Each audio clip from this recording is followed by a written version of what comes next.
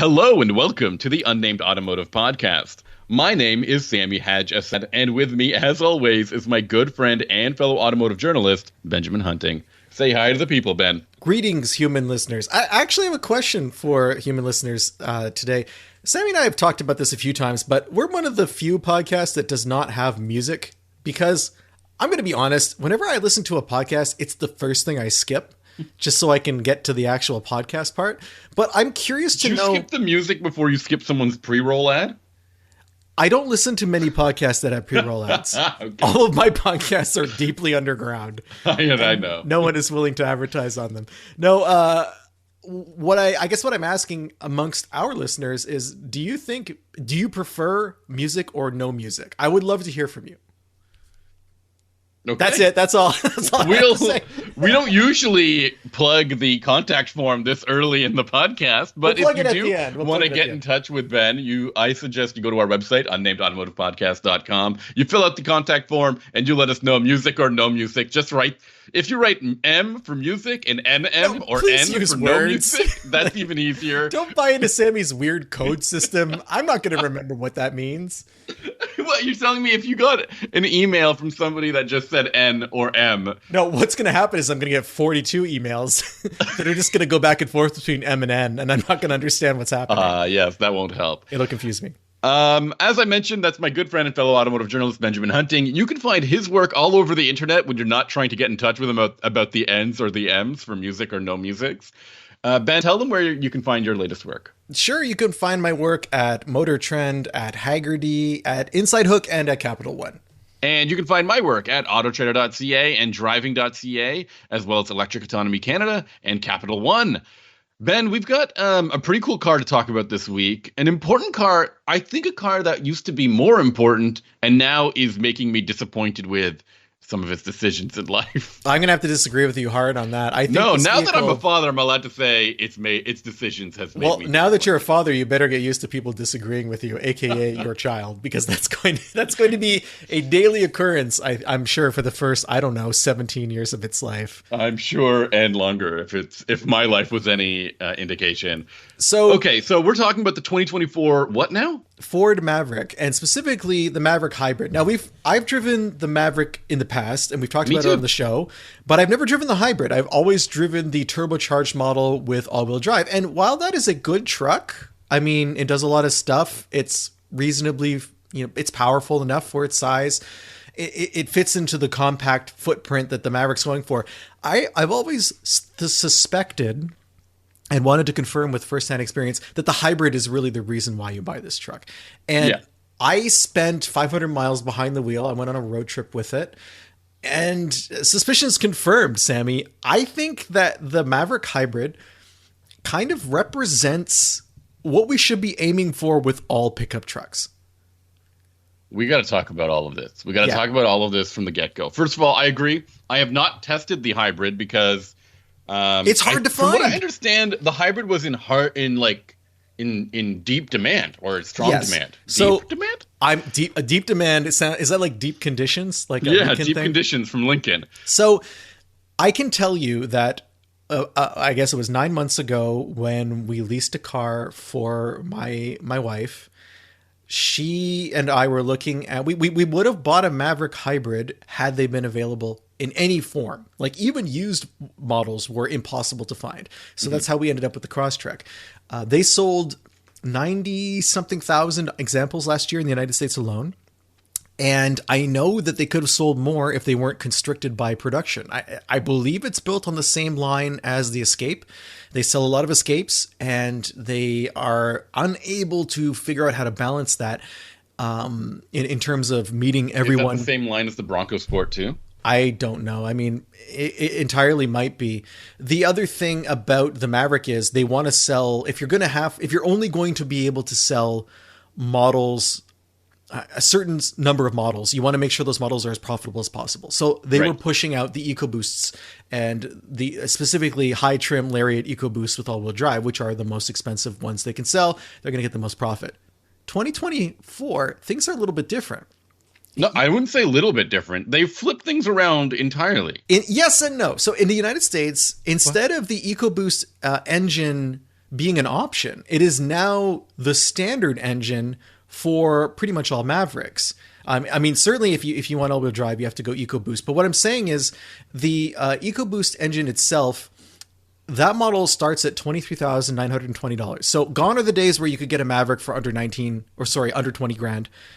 Everything has gotten more expensive recently, and the Maverick is no exception. But if you want the hybrid, you now have to pay about $1,500 more. And it used to be, as Sammy said, that the hybrid was the standard and you paid more for the EcoBoost. In Canada, it's the same deal, but the difference is negligible because the car is so much more expensive out of the gate. The base XL for the EcoBoost starts at $35,795, and if you want the hybrid engine, you pay another $200. So that's really okay. I mean, what's the difference there in that case? Okay, so that makes things a little bit easier on the Canadians, but not the Americans. Well, I mean, easier in the sense that it's still much more expensive than it is in the US. But you got to drive this hybrid. Yes, and it was a Lariat. So it was a high trim. A high-end Lariat. And so my model Sorry, one second. Here, I want to talk to you about this hybrid because when it first debuted, the Maverick's big thing was it had its hybrid was super efficient. It was like capable of getting like nearly 40 miles per gallon or something. Yeah, it's not just when it came out. It's still that case. I want to mention one thing about the Lariat, though. That's the only trim level where the price difference is only like $600. Okay. Between hybrid and non-hybrid. Yeah, the XL and the XLT, it's still the $1,500, but for some reason the Lariat smooths that out. And as far as I understand, you still can't get the hybrid with all-wheel drive. No. There's rumors that we're going to get one. It hasn't happened yet. I love rumors. Juicy rumors. Yeah, delicious rumors. I think that if they introduced that truck, they would have, I don't know, double the production problems that they currently do. I think a lot of people would want that. The reason I like the Maverick Hybrid so much is because the fuel economy that Sammy just mentioned is real. I drove it 500 miles. Most of that was highway, but there was some city component. And I got 37 miles per gallon in the real world. Which is the exact combined figure rated by the EPA. Yeah. Including a 42 mile per gallon city rating, which is really crazy. From a pickup truck. I mean, and everyone's going to scoff at, oh, it's a tiny pickup truck and it's not all that useful. I used to think that too, especially when it came to the length of the cargo bed, which is my biggest problem with the Maverick. But I did some research because that's what I do for a living. And I discovered a whole bunch of stuff about the truck's size that really surprised me. So I grew up with pickup trucks. Sammy, you know that, right? Yeah, they raised you from birth. They raised me from birth. They found me in the woods. They dragged me with a winch into their parking lot, and then they nurtured me. And that's a baby winch. That's why I am the way I am now. But specifically, when I was a teenager, I had 3 or 4 F-150s from the 80s. At the same time, Ben? No, sequentially. With different plates, you were doing sketchy stuff all the time. I was doing sketchy stuff all the time, but that's unrelated to the trucks. Okay. Well, I mean, it's partially related to the trucks, but... I had them in sequence, starting with an 84 model. I had an 84, an 86, an 85, and then I borrowed an 88 from my dad and a 96 later on. So like they're all pretty much the same truck. They all had the same 300 inline 6 engine, which is essentially unkillable. But the reason I'm bringing this up is because those trucks were single cab. I believe they were long boxes, but I believe they were long boxes. And if you were to think, okay, full-size F-150, long box, that must be so much bigger than the Maverick today. Actually, it's not. The Maverick is wider than those trucks by like 1.5 inches, which is really crazy to think about. It's, I believe, let's see, do I have the numbers here? No, I don't have the number for 72.6 inches wide for the Maverick. That's wider than my full-size truck that I drove in the 90s. And Ford was building into the 90s because the 80s to the 90s is the same pickup, just has a different front end. The short bed F-150 was 192 inches long. The long bed that I had was 208 inches long. How long do you think the Maverick is, Sammy? Ooh, it doesn't seem that long. Let's call it like 2 inches or 1 inch. 1 inch shorter. Then which one? Then the F-150. Well, which F-150? I just gave you two lengths. 192 for the short bed, and 208 for the long. The short bed? It's actually 8 inches longer than the short bed, and 8 inches shorter than the long bed. It is directly in the middle, 200 inches. So the compact truck of today... So what's wrong with us? What happened? What's crazy is to think that this truck, which is clearly so much smaller than any other pickup on the market, except maybe the Santa Cruz, and even if you park it beside a mid-size pickup like a Tacoma, it looks small. It is the size of a full-size pickup from the 80s and is actually bigger in some measurements. So that, right off the bat, I think is part of why I like the Maverick so much, because I spent so much time in those full-size trucks. They were useful. They were the right sized. I could park them. It wasn't such a hassle compared to how it is today. They didn't have crazy sight lines that were constantly hiding things with blind spots. All of this is the same experience you're going to get with the Maverick. But what the Maverick has that those trucks don't is, 37 miles per gallon, first of all. Yeah. Second, it's a crew cab. So you can actually carry adult sized humans in the back. It works pretty well. The cargo bed is 4.5 feet. So that's a 1.5 feet shorter than a short box F-150, and considerably, like almost 3.5 feet shorter than the 8-foot box you could get on the long beds like I had.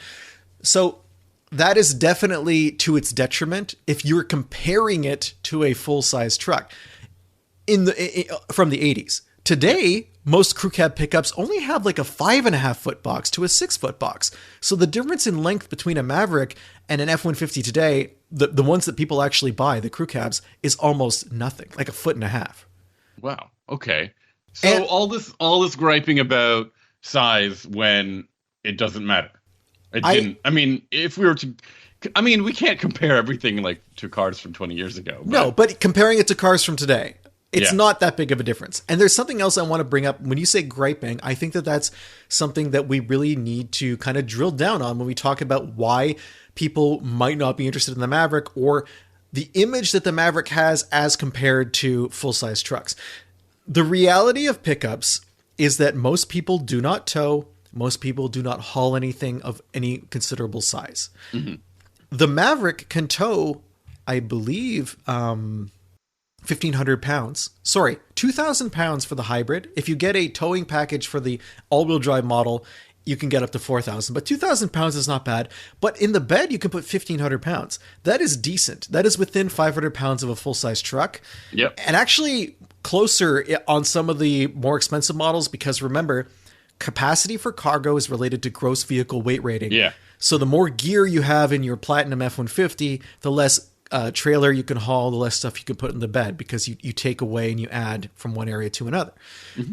So in many respects, the Maverick is a very useful vehicle. But what I couldn't help but think while I'm driving this truck around is that it used to be people didn't buy pickup trucks to commute with. No. People bought pickup trucks because they had a special need. They're exceptionally specialists, right? Exactly. They needed to go off-road. They needed to tow something very big. They needed to haul something heavy in the back.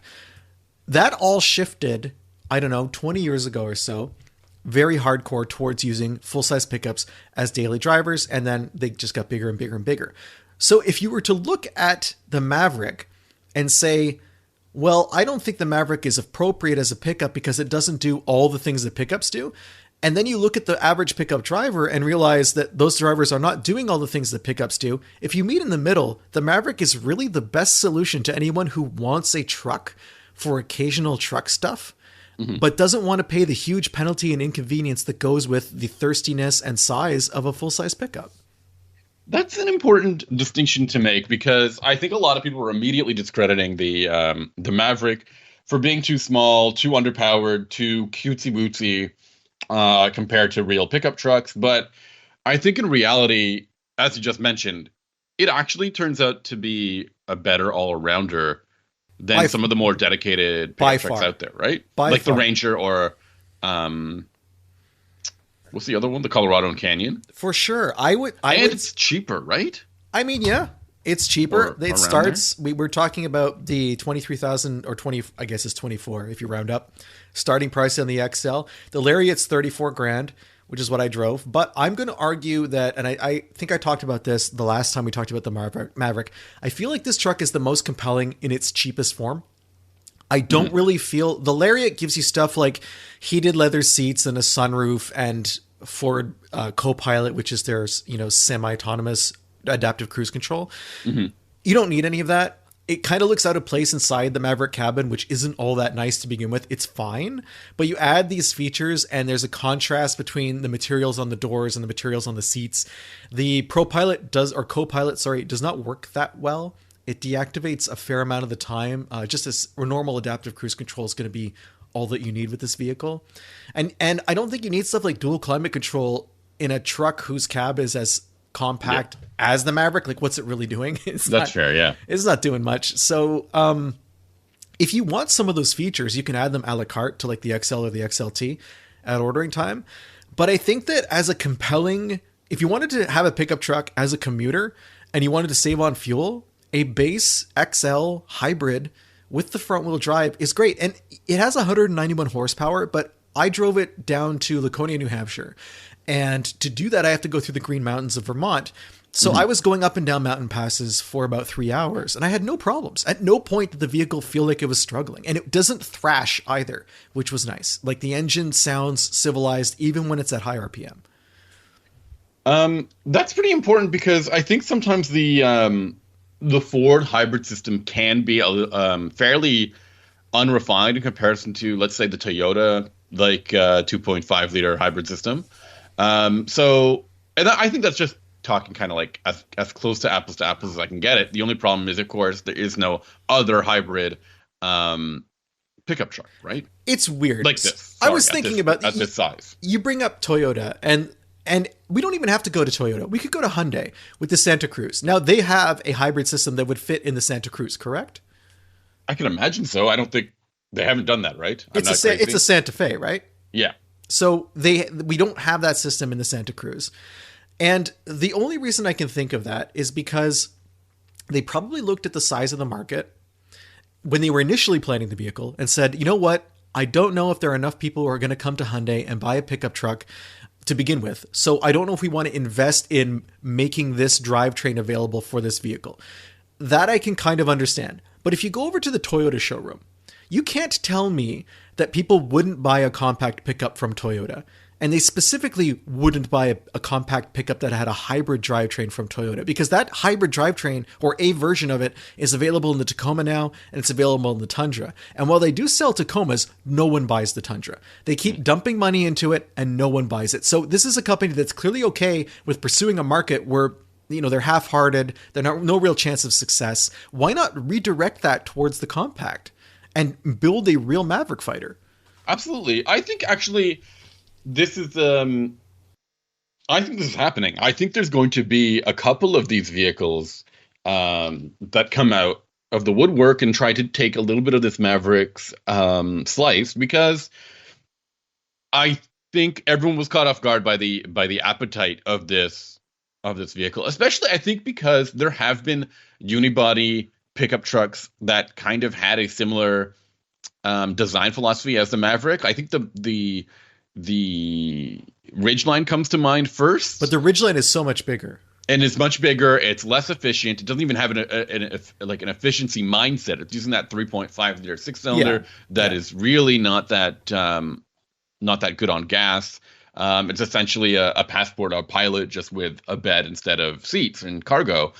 And that wasn't the approach I think that Ford took. I mean, if you were to make it an equivalent, this vehicle would be based not on the Escape, but I guess on an Explorer, or an Explorer or an Edge, I suppose. And that's not what Ford did. They went small. And I think that it had so many benefits in terms of fuel efficiency, in terms of pricing, in terms of packaging, in terms of being able to pump out so many vehicles on the line too, right? Like, for sure. And this is efficiency in design, I think, from a really wide scope. And when Hyundai had their competitor, Hyundai kind of went upscale with the truck. I mean, all the things I've said about the Ford not being compelling if you order the Lariat, that's not true of the Santa Cruz. I think that if you want a compact truck that is comfort oriented, that does have luxury features, definitely get the Santa Cruz. They do that very well. Here? Like, to me, I think small pickup trucks or unibody pickup trucks were given this like immediate discrediting term of being lifestyle vehicles, right? Like they were only for people of a certain lifestyle, or were going to use it in certain situations. And that's what I think ended up happening with the Ridgeline. I think that's where Hyundai was aiming with the Santa Cruz, and Ford was like, no, just make a regular car with a bed, right? Yeah, and where that lifestyle mentality comes from is you're adopting the perspective of the full-size pickup truck.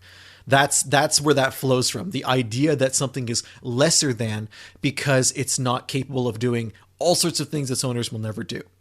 So instead of recognizing the fact that a full-size pickup is actually a lifestyle vehicle, and that lifestyle is people like to commute in something that's huge, they're painting the smaller trucks with the same brush. It's an odd kind of twisted funhouse mirror way to look at the pickup market. But it's not going to change because they sell like 1 million F-150s a year, right? But that's what I'm saying. I think that they can pull this off. Now, my main thought here, though, is that I think Toyota could pull this off. I think they can do something on, but I think they'll do it wrong. What do you mean? What do you mean by wrong? To do it the way that Ford has done it, they would have to take the RAV4 and design a pickup truck around that. I agree with you. I think what they're going to end up doing is take the Corolla Cross and make it a pickup truck around that. Okay, I can see them doing that in Europe and Japan. I don't know. And making a mistake. I don't know if they would risk bringing that Corolla. But what would they call it? Tacoma Cross? Tacoma Cross to North America. They don't want to hinder the production the production of the RAV4. They don't want to do that because it is their cash cow. It's selling everywhere, everything, and everyone knows what a RAV4 is and where to get one and how important it is. Well, in general. Let me point out, it's good that you brought up the RAV4 because to my way of thinking, if you go back to the 90s, I'm doing that. Okay, are you there with me? I am, yes. In the 90s, everything is sepia toned. Toyota had not a lot of skin in the game when it came to SUVs in North America, right? Mm-hmm. They had the 4Runner, which sold okay. But that was pretty much it. No one really bought the Land Cruiser. Yeah, because it was super expensive and weird, and people didn't know. And it was weird. People wanted a Blazer or a Bronco instead in the 90s. Yeah, or a Jeep. I mean, so they were cool building something tiny and useful, calling it the RAV4, and seeing what happened. It's not like. The reason I'm saying this is because if you look at other truck companies, they have this established pickup truck world where they're selling so many of these big, heavy, and profitable trucks that, for GM to say, well, what if we shift some of that onto a tiny truck and see what happens? It's a risk. But when Toyota brought out the RAV4, there was no risk for them. They were like, they were like, what about a world where there's a tiny SUV that is really just a commuter, but people will kind of be into it because it's like a hatchback, but it has a different styling. And they created a whole segment. Like they other car companies saw what they did and they copied them. Ford is on the verge of a similar revolution, where they have the chance to create a segment here, but the only way that happens is if someone like Toyota jumps in at the same time. It's good that Hyundai's there, but as we've established, they're not really playing in the same sandbox. It's similar but different. And I don't know if they have the same truck reputation and expertise that Toyota has. I do think Toyota has a bit of an equivalency with Ford and even the other American trucks. In some ways. Trucks. For the Tacoma, for sure. The Tundra is a disaster, but the Tacoma... It hasn't always been a disaster. It wasn't a disaster 30 years ago. Let's go with that. The T100 or whatever it was. I'm just saying... but that opportunity won't be there forever. I mean... There's also the chance that the Maverick just becomes a niche vehicle that never catches on and they sell 100,000 a year and that's it. And that's fine for Ford if that works for them profit-wise on their assembly line. But you run the risk of them looking at the profit and loss and saying, you know what, we make more money selling Escapes. Let's just wipe these out. Mm-hmm. One of the things that makes me hopeful that won't happen is last year I mentioned they sold just under 100,000 of these Mavericks. This year, in the first 2 quarters, they've sold 76,000, I think. So they're already well on their way to eclipsing their sales. So it makes me optimistic. Yeah, that's fair. And sorry, go on. Yeah, I just do believe that Toyota will not get in the way of their RAV4 success by doing something like this. But they did build the Corolla Cross. Does that not get in the way of the RAV4 success? No, the Corolla Cross is a weird Toyota. Is a weird Toyota is a one-up Toyota. The only thing one-up Toyota. What does that mean? I mean, a one-up Corolla. Sorry. Okay, I thought it was like a new class of Toyota. No, and speaking of one-up Toyota, Lexus NX is built on the RAV4 platform. I'm not sure it's built on the same line anywhere, but I believe the NX and the RAV4 share platform and powertrain. I mean, Ford is doing that with Escape and Maverick and Bronco Sport. Bronco right? Sport, so, yeah. And everything, if you dig deep enough, Sammy, everything is TNGA. You know what they're going to end up doing? They're going to hire Subaru. They're going to take TNGB. They're going to take the Crosstrek, make a Baja. Make a pickup truck out of the Crosstrek, call it a Subaru Baja and a Toyota, whatever they want to call it. We're laughing at that. But can you think of a Japanese automaker other than Toyota that has a better chance at capturing outdoorsy small truck buyers than one else. Subaru? Yeah, but that's the only funny thing is that I think in America it would be a joke, like the old Baja, but the Toyota would end up being more successful because of its reputation. Do you think its volume? Do you think the Baja would be a joke if it came out today in the world price where the range Maverick has been successful? In the price, yes. Price range as a Crosstrek, that would be fantastic. Isn't that what the Maverick plays in? I guess so, yeah. So the real problem here is that the Crosstrek still doesn't. I mean, if we're going to take the same powertrain as what Subaru has, we're not. It's going to be the Toyota vehicle that you mentioned. Okay, so it's going to somehow have a hybrid. Yeah. Toyota powertrain. Yeah, maybe. I think that. I mean, do they have enough manufacturing capacity to meet that pent up demand? No, but like I said, it would be only too bizarre for them to take.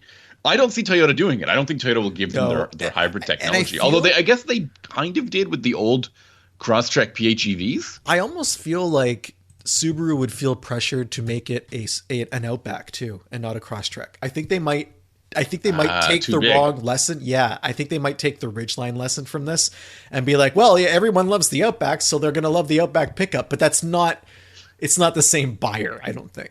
Yeah, and then they're stuck in no man's land again. Exactly. Where a bunch of people are like, well, if I wanted a big pickup truck, I'd get a real big pickup truck. They're super comfortable in no man's land. That's kind of their thing, but like it's not going to help them on the bottom line. No. The Baja we talk about cars that were ahead of their time.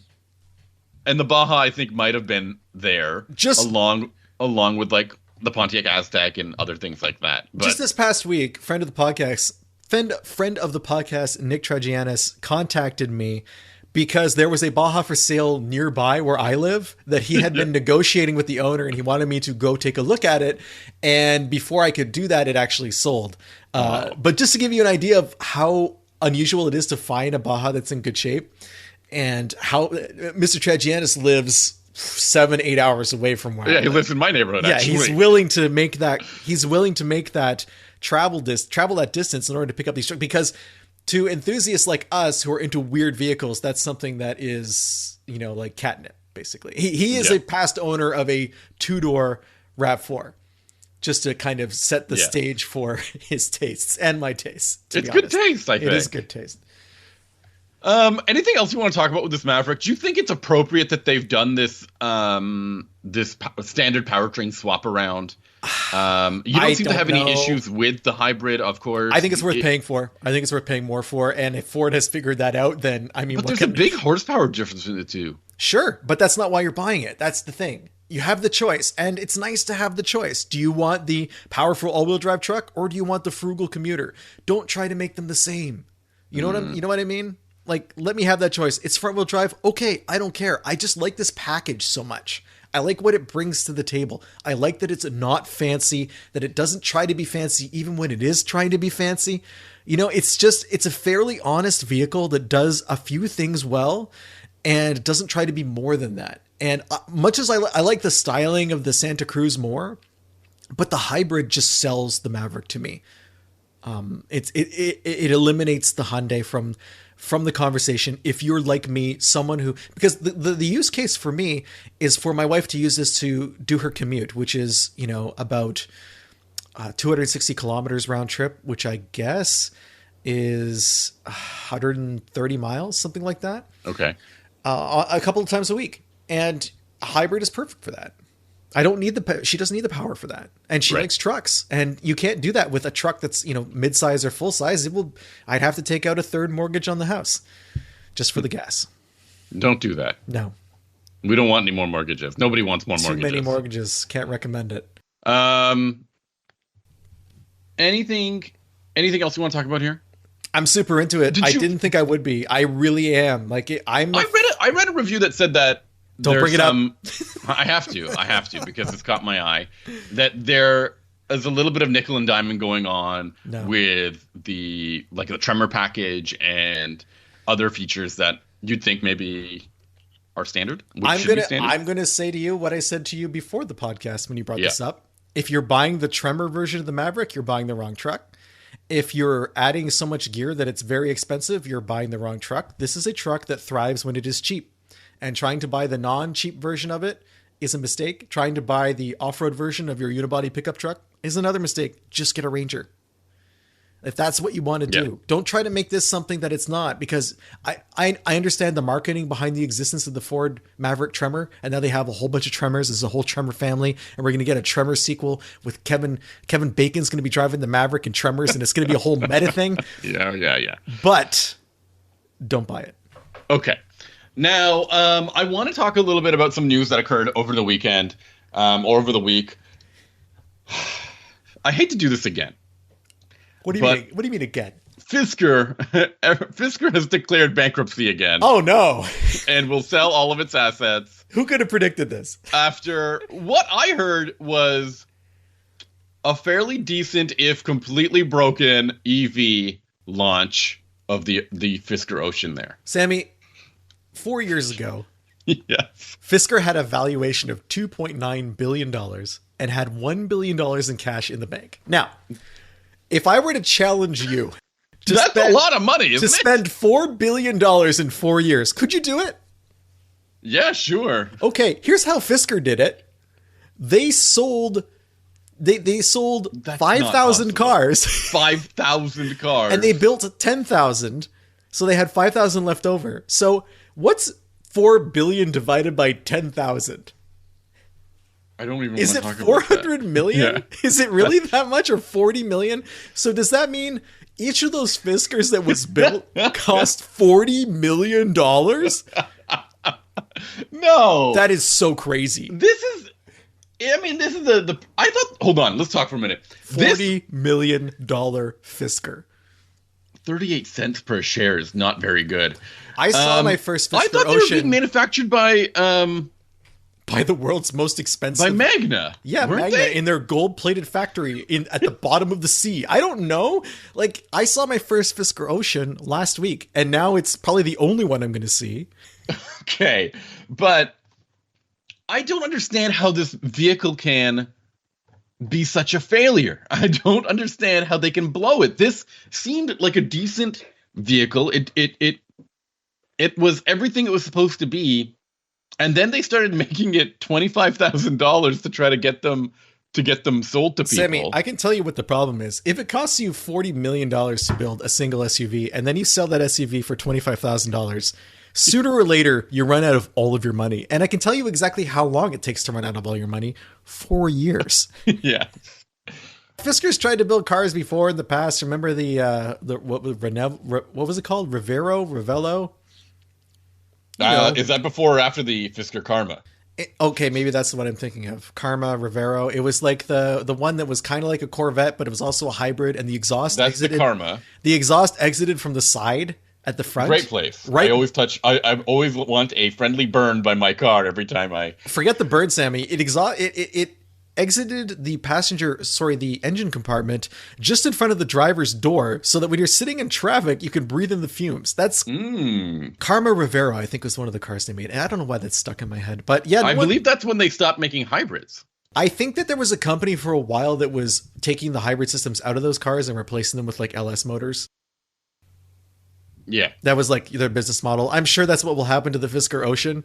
It's going to be the next... They have 5,000 they haven't sold. Why not put LSs in them and try to recoup some of that $4 billion that they spent? I'm sure they could probably raise, I don't know, 2 or 3 million that way. Jeez. That's how could they blow it? First of all, how did they get... Like I said, it's not the first time they've kind of struggled. Yeah, who gave them $4 billion? What was different this time around? And then are they laughing or are they crying? Like, that's the real question. I think they're going to that Magna factory and stripping all the gold off the walls. That's the only thing I can think of. Okay. I also think that you have to wonder how many of these companies, because we've seen a few hybrid or not hybrid, but EV companies over the last few years, like Faraday Future and whatnot. Faraday Future sends a press release every time they send one car to somebody. Yeah, it's a big deal. It's so good. I think they've sent 2. We're way above 40 million per car with Faraday Future. But these companies, I think that some of them, and I'm not accusing Faraday Future specifically, but I'm not accusing them. They exist because there's a lot of tax breaks and incentives, and like municipalities and states are like, oh, build your factory here and we'll give you all this money. And then they get all that money and then they build their factory and then they realize it's really hard to build cars. and they just get overwhelmed. But I think that maybe a portion of that are maybe scams where business people get together and they say, we'll spend $100 million to build a factory. We'll get $1 billion in incentives. And then 2 years later, we'll declare bankruptcy and we'll walk away with a package that, is profitable to us as investors. How come scams are only for rich people? Because they have the time to plan a scam. Fair. They have the time. How can you plan a scam? You're working all the time. You have a child. You barely sleep. Any of your scams, if implemented, would instantly land you in jail. I know. So I think that's why. And of course. If you live under the ocean in a gold-plated Magna factory, you are insulated from law enforcement in a way that few others are, and you can implement your scams with impunity. Not fair.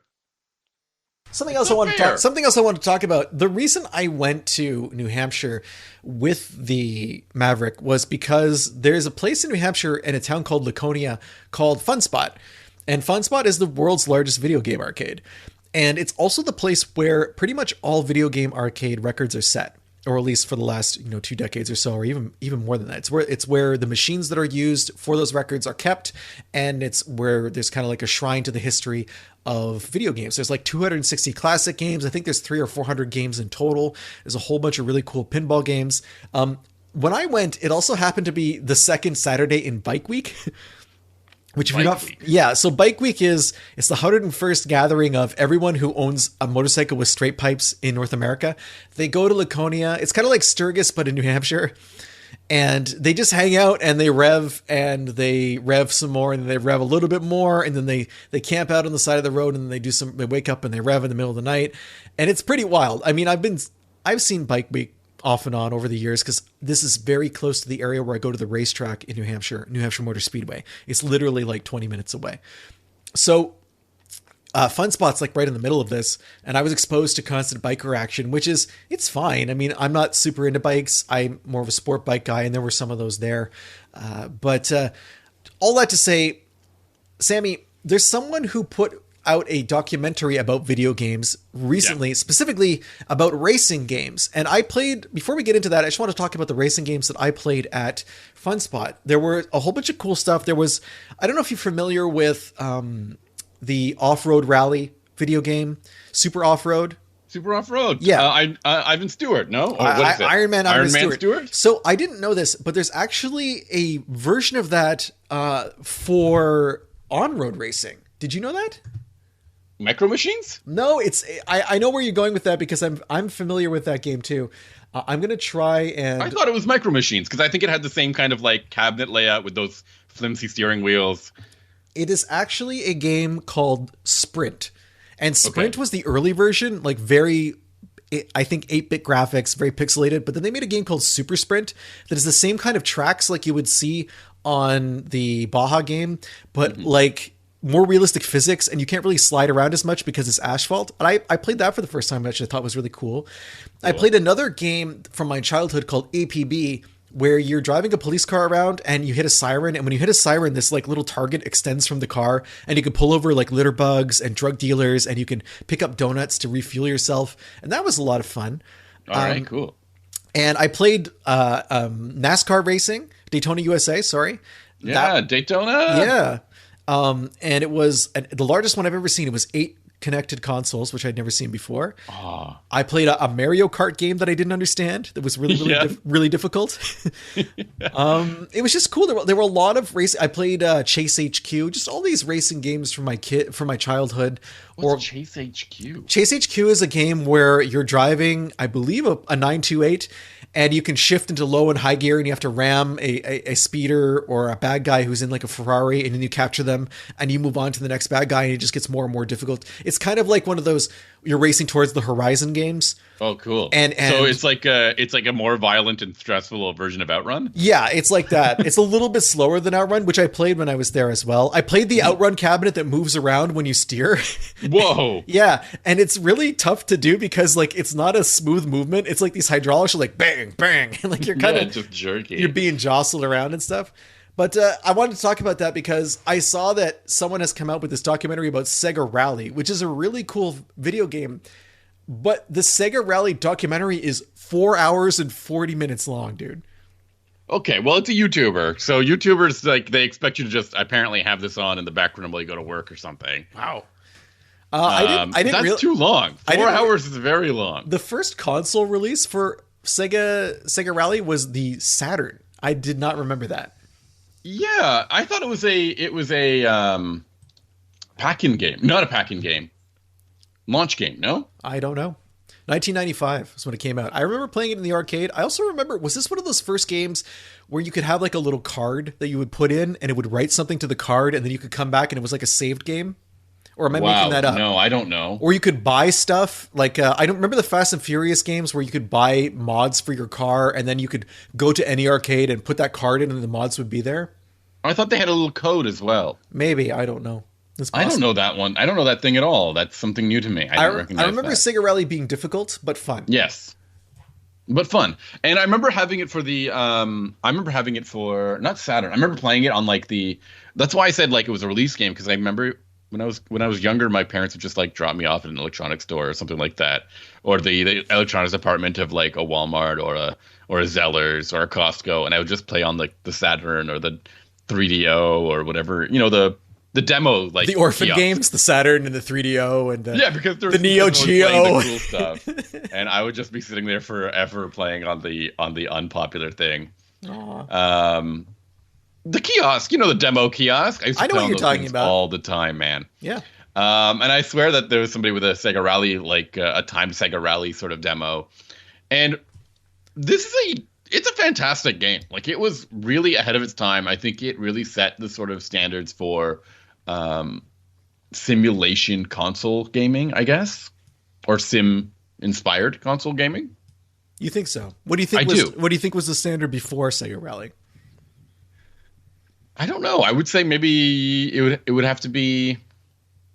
I think we said Outrun, but Outrun isn't like a sim. No, and it wasn't quite a racing game. Sometimes there weren't a lot of sims. There weren't a lot of sims before the mid '90s because I think Pole Position maybe. No, that's not a sim either. I mean, they just didn't have the computing power. I can remember playing games like Nigel Mansell's Formula One on the SNES, and it was really tough because they tried to make it like a simulation. Is that the one that required qualifying and stuff like that? Maybe that's what I'm thinking of instead of Pole Position. That one was tough. Pole Position is the Race Towards the Horizon arcade Atari game from a very long time ago. There was also, you know what I'm thinking about? Road Test? Was that what it was called? Was it Car and Driver that had a game called Road Test? And it was Need for Speed. No, Need for Speed is something else. There was another game that was around that time that was more oriented towards a simulator than Need for Speed was. I also had this thing called it was like a Ford simulator on my 286 when I was a kid. And you could go into the showroom and you could pick out different Fords and then drive them on a test track. And that wasn't a racing game. But I just don't think they had the computing power. I don't know what console really. The Saturn is probably a good place to start for that kind of computing power. Probably PlayStation 1 when we got Gran Turismo as well. But it was mostly just having fun on a racetrack or screwing around or that kind of thing. You know what it is? Sorry. There was a PC game called Indy 500, the simulation. Have you ever played this thing? I remember that was my introduction to simulation racing games. The game I was trying to think of was called Test Drive. Oh yeah, okay. Test Drive 2, the Duel. They weren't necessarily like closed circuits kind of thing. It was more out in the world, but there would be a limited number of cars, and those cars were supposed to be different from each other, and they were meant to mimic the real world as much as possible, but with the technology they had. This game that I'm talking about, oh my God, came out in 1989. Holy moly! Your IndyCar one? Yeah, on PC, on DOS. Nice.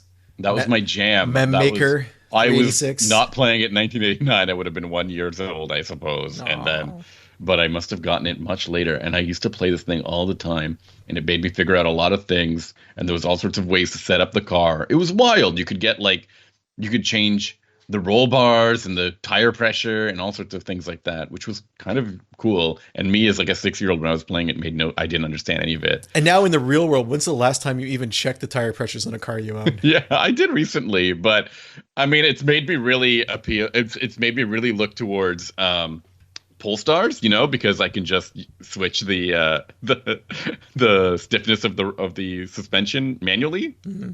Yeah, I'd be the only person, I suppose. I'm not sure I can recommend watching 4 hours and 40 minutes of anything on YouTube. No, but maybe we should do a podcast, a 4 hour long or 4 hour cumulative. I'm just too afraid I'm going to get rickrolled in hour 2. Yeah, that's true. It's just a waste. If you have a video game memory you want to share with us, or if you want to talk about the music stuff we talked about at the earlier part, theme music, is that necessary, production values, et cetera, et cetera. There are a lot of ways you can get in touch with us. This episode, I completely forgot. What's that? That was this episode we talked about. Yeah. There are ways you can get in touch with us that are not the contact form. You can email me the old-fashioned way, Benjamin at benjaminhunting.com. You can find me on social media. I am at huntingbenjamin on Instagram. You can find Sammy on the cesspool that is X. He is at Sammy_ha, like you're laughing. If you want to subscribe to us, the easiest way is to just search Unnamed Automotive Podcast in any podcatcher. We are out there. We have subscribe buttons on the website as well.